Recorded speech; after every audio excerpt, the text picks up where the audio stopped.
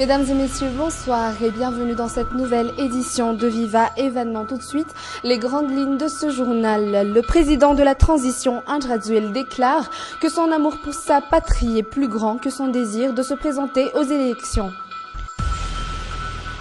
En cette chaleur étouffante, les astuces pour y résister, surtout pour les sportifs, vous les trouverez dans ce journal. Après le massacre fait par des deux explosions hier ayant fait une quarantaine de morts au Liban, l'enterrement est prévu aujourd'hui. Voilà pour le sommaire. Au moment où le processus de sortie de crise semble bloqué, le président de la transition a encore une fois montré qu'il est un véritable homme d'État.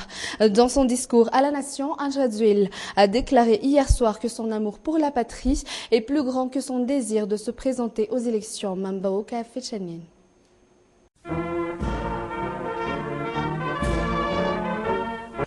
C'est par le biais de ce discours à la nation que le président Andradzuel a réagi par rapport à l'évolution des affaires nationales, notamment la récente décision prise par la CES concernant la liste des candidats à l'élection présidentielle.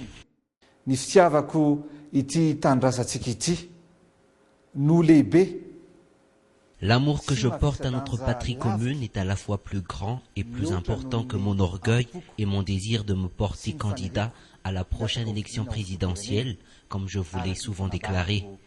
Je suis persuadé que le peuple malagasy attend les élections avec une impatience retenue. Et c'est dans ce contexte que je respecte la décision de la Cour électorale spéciale, au CES.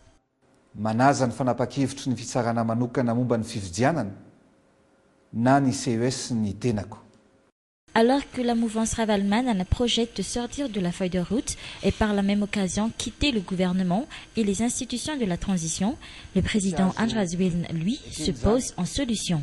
L'intérêt supérieur de la nation doit primer. Nous ne devons plus accepter que ne serait-ce qu'une seule personne perde la vie pour des idées politiques divergentes. Aujourd'hui, je me pose en tant que solution, une solution pour la nation de demain. La vie et les dirigeants passent, mais ce que nous en faisons et ce que nous entreprenons durant cette vie passagère resteront et constitueront un héritage pour la postérité et des archives pour l'histoire. Ainsi, la sagesse et l'humilité constituent les meilleurs des héritages et des exemples pour tous ceux qui nous succéderont.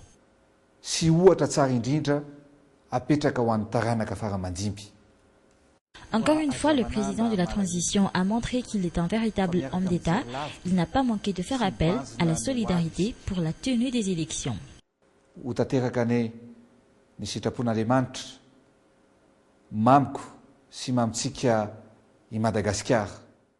Il fait désormais de plus en plus chaud dans la capitale, surtout à midi et en début d'après-midi, le moment que choisissent les sportifs pour s'entraîner. Quelques petites astuces pour les sportifs en cette chaleur étouffante. Satachara Mananarive sur les images de Mampion Naravalsan.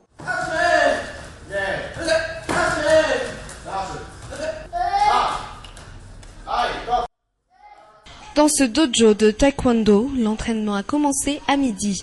Pour Miersou, il n'y a que l'eau qui peut aider à désaltérer, mais pas n'importe quelle eau.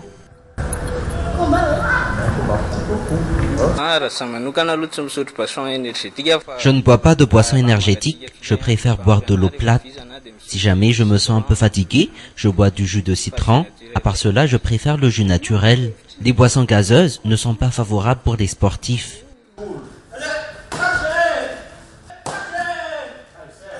Dehors, la chaleur ne cesse de monter, mais cela n'empêche pas ces gamins de s'entraîner eux aussi. Même sans chapeau, ils en oublient même cette chaleur à en crever. Le sifflet de l'entraîneur a retenti, ils accourent pour boire un peu d'eau. Chacun a ramené de chez lui sa propre eau. Manger léger avant de reprendre l'entraînement, telle est la règle à laquelle ils sont soumis. Seule motivation pour ces enfants, s'amuser. J'ai pris mon déjeuner ce midi. Tu n'as pas de soin de côté?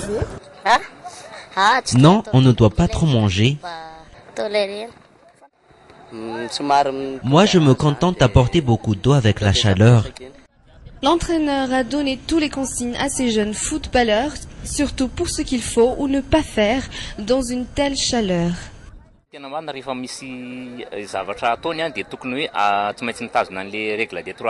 On doit respecter les règles des 3 heures, c'est-à-dire il faut que le sportif déjeune 3 heures avant un effort physique. On doit faire cela pour éviter un malaise ou bien un point de côté. Pour les sportifs, une telle chaleur est le moment idéal pour s'entraîner. Selon eux, cela échauffe plus facilement les muscles et c'est également en cette chaleur que le corps est au summum de sa force.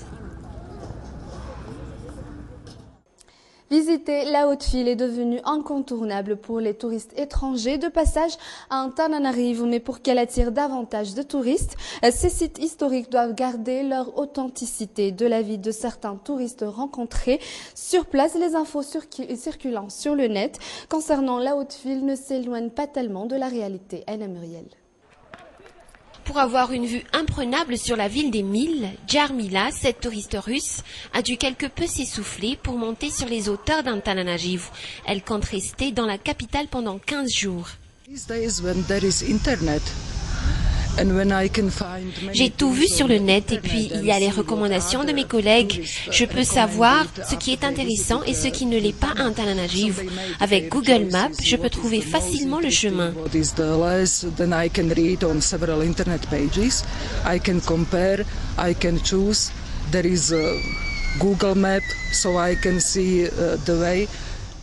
Pour explorer ces lieux chargés d'histoire, Jarmila n'a eu besoin que de Google Maps comme ami et guide. Pour les touristes, monter sur les hauteurs de la ville est incontournable à chaque visite à Antananarivo.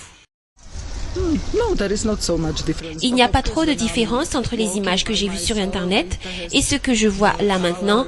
En marchant toute seule, c'est mieux de voir en réalité les couleurs, voir en réalité le paysage au lieu de se contenter des images. Gianni est un guide touristique. Son domaine de travail est Antananarivo. Pour lui, de tels endroits doivent garder le plus longtemps possible leur authenticité pour attirer davantage de touristes.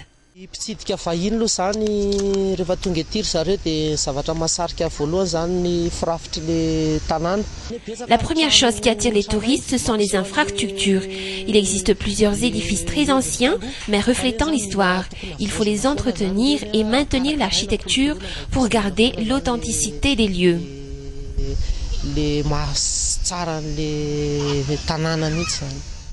Le palais de la Reine ou encore le palais d'Andafia Varaj, des lieux uniques qui font la renommée de la Haute-Ville. Mais ce ne sont pas les seuls. D'autres endroits méritent d'être revalorisés pour que la Haute-Ville devienne un passage obligé pour les touristes.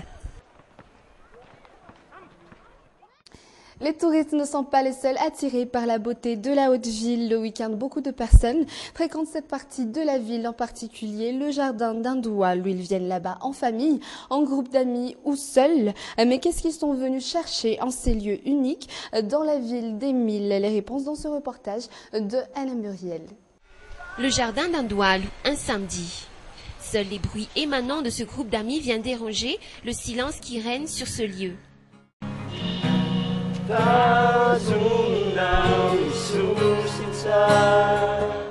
Ils se sont tous connus en classe, ils viennent de passer leur bac, ils sont venus ici pour se détendre et chanter. Nous étions là depuis 9h du matin. Nous sommes habitués à nous rendre ici, l'endroit est paisible.